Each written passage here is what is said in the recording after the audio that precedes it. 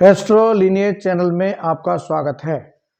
आज हम बात करेंगे अमेरिकी राष्ट्रपति जो बाइडेन की कुंडली के बारे में। यह जो आप बोर्ड पर देख रहे हैं, ये जो बाइडेन की कुंडली है। इस कुंडली को हमने वृश्चिक लग्न की कुंडली को लिया है। कुछ लोग धनु लग्न की कुंडली को भी इनकी कुंडली मानते हैं, लेकिन मुझे लगता है कि वृश्चिक लग्न की कुंडली ही इनकी कुंडली होनी चाहिए। आप इस कुंडली में देखेंगे कि कुछ इस तरह के योग हैं जो इनसे बहुत ज़्यादा मैच करते हैं। सबसे पहले हम लगन को लेते हैं। इनकी वृश्चिक लगन है। वृश्चिक लगन के स्वामी मंगल हैं, जो कि इनके द्वादश भाव में बुध के साथ विराजमान है। तो मंगल अगर द्वादश में हो तो अपनी षष्ठम भाव में स्थित मेष राशि को देखता है। तो षष्ठ भाव में इनकी मेष राशि है, जहां चंद्र भी बैठे हैं। तो मंगल यहां खराब फल नहीं देता है। वो खराब फल इनको नहीं देता है किस चीज में? कंपटीशन में। मंगल यहां इनके कंपटीशन जिससे भी होता है वहां जिता देता है। इसीलिए जब भी ये इलेक्शन लड़ते हैं ये जीत जाते हैं, क्योंकि ये बहुत समय से वहां के सांसद हैं। लगभग इनको 40 साल से ऊपर का समय हो चुका है। ये वहां सीनेट के सदस्य हैं। इसीलिए इनके कंपटीशन में जो भी आता है वो हार जाता है। उसका जो मुख्य कारण है, इसीलिए इन्होंने ट्रंप को पहली बार आए और ट्रंप जो कि बहुत मजबूत समझे जा रहे थे उनको हरा दिया। हराने का एक मुख्य कारण सिर्फ और सिर्फ इनके राशि मंगल का अपनी मेष राशि को देखना।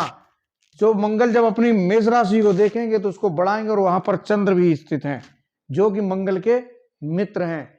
अतः इनके सामने आने वाला जो भी प्रत्याशी आया वो कंपटीशन में इनसे हार गया। ये मेन योग है इनका। अब और योग भी हम देखते हैं इसमें कि सूर्य लगन पर बैठे हैं, शुक्र अस्त हैं। तो सूर्य और शुक्र अगर बैठे हों, लगन पर हों या कहीं भी हों, तो शुक्र वहां कमजोर होता है। तो इन पर धन की बहुत अच्छी स्थिति नहीं है। इनको किसी ने मदद करी पैसे की, इलेक्शन में जो धन चाहिए था उसकी एक लेडी ने मदद करी, उसके बाद ही ये इलेक्शन में फाइट कर पाए। अब यहां सूर्य हैं और यहां आप देखिए उच्च के गुरु इनके भाग्य भाव में बैठे हैं। एक ये दूसरा योग है जो इनको राष्ट्रपति पद तक पहुंचने में मदद किया, क्योंकि गुरु उच्च के बैठे हैं और सूर्य पर दृष्टि पड़ रही है और लगन पर भी दृष्टि है। जब भी गुरु उच्च के होकर नवें भाव में आते हैं तो ऐसा व्यक्ति सरकार में उच्च पद पाता है, और सूर्य भी और लगन भी दृष्टि में आ जाए तो ये सोने पे सुहागा वाली बात है। अब यहां पर हम देखेंगे कि राहु इनके सिंह राशि में ही बैठे हैं और दसम घर की सिंह राशि है जो कि लगन पर गई है। यह तीसरा योग ऐसा है जो इनको राजनीति में सफल बनाता है। इसके अतिरिक्त एक दूसरा योग और है। इनके बारे में एक बात मशहूर है कि ये जब कहीं किसी मीटिंग में हो या किसी सभा में हो तो ये सो जाते हैं। वो क्यों सो जाते हैं उसका कारण भी इनकी कुंडली में बना हुआ है, और इसीलिए ये वृश्चिक लग्न की कुंडली इनकी सही है, क्योंकि शनि इनके सप्तम हाउस में बैठे हैं जो इनकी लगन को देखेंगे और सूर्य पर दृष्टि देंगे, ऊपर से शुक्र पर दृष्टि देंगे।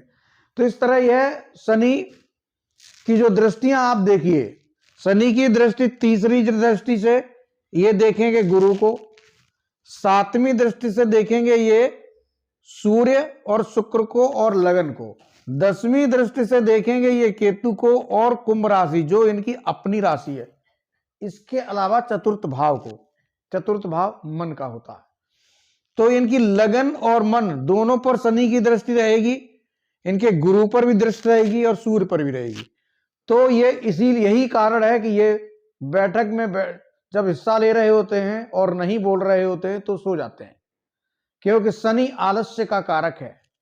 अब इनकी कुंडली में आलस्य जहां जहां नहीं होना चाहिए, गुरु पर, सूर्य पर, चतुर्थ भाव लगन पर नहीं होना चाहिए, तो वहां पर इनकी शनि की दृष्टि पड़ने के कारण इनको नींद आती है और ज्यादा देर तक लोगों को सुन नहीं पाते हैं। तो ये इनकी मुख्य वजह है जो कि इनकी कुंडली को सही साबित करती है।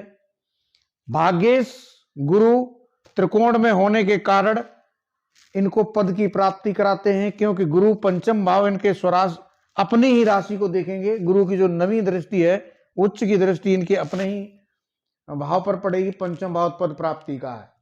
तो ये एक योग है जिसने इनको उच्च पद प्राप्त करा दिया। तो आपने समझा अमेरिकी राष्ट्रपति जो बाइडेन की कुंडली को, सीखिए इसको और इनके जो योग हैं इनको समझने की कोशिश करें। ज्यादातर बड़े लोगों की कुंडली जो होती है वो बहुत पेचीदा नहीं होती है, बहुत साधारण सी दिखती है और उसमें योग ज्यादातर स्पष्ट होते हैं, तभी ये इतना बड़ा बन पाते हैं। आप लोग वीडियो को लाइक करें, शेयर करें और सब्सक्राइब करें। धन्यवाद।